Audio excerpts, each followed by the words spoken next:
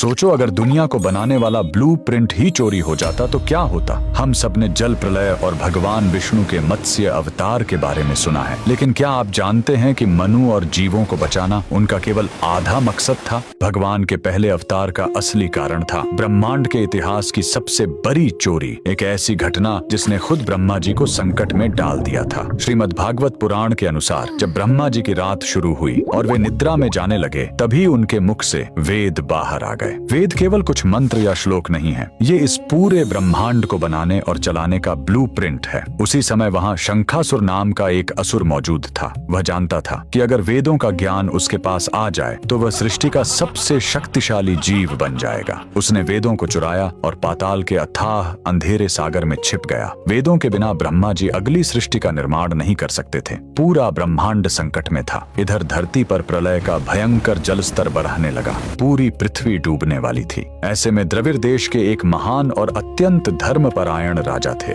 सत्यव्रत, जो नदी में सूर्य को अर्घ्य देकर भगवान को पुकार रहे थे। तब भगवान विष्णु ने एक मत्स्य का रूप लिया और नदी में प्रकट हुए, जो देखते ही देखते सैकड़ों योजन विशाल हो गया। उन्होंने अपने सबसे धर्मपरायण भक्त राजा सत्यव्रत को एक विशाल नाव बनाने का आदेश दिया और उस प्रलयंकारी महाविनाश के तूफान में भगवान ने मनु, सप्तर्षियों और सभी जीवों के बीजों को सुरक्षित नाव के सहारे हिमालय की चोटी तक पहुंचाया, ताकि धरती पर जीवन दोबारा शुरू हो सके। लेकिन भगवान का काम अभी खत्म नहीं हुआ था। प्रलय का जल जब शांत होने लगा, तब भगवान मत्स्य ने उस अथाह महासागर की सबसे निचली गहराइयों में गोता लगाया। वहां घने अंधेरे में उनका शंखासुर से भयंकर महायुद्ध हुआ। भगवान ने उस असुर का पेट चीर डाला, उसका वध किया और ब्रह्मांड के उस परम ज्ञान, चारों वेदों को सुरक्षित वापस लाकर ब्रह्मा जी को सौंप दिया। प्रलय के उस सफर के दौरान भगवान ने राजा सत्यव्रत को सभी परम ज्ञान दिए, जो आज हमारे पास मत्स्य पुराण के रूप में मौजूद है।